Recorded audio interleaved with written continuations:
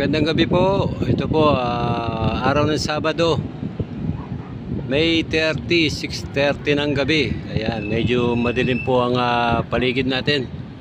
At nagkakaroon po ng mga konting thunderstorm. Ayan, doon po sa may bandang norte.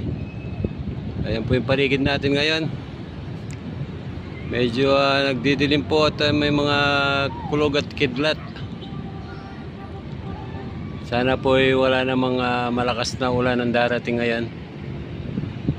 Mag-ingat po tayong lahat. Kung sakaling uulan, huwag na po tayong lumabas ng bahay kung wala rin po tayong gagawin importante sa labas.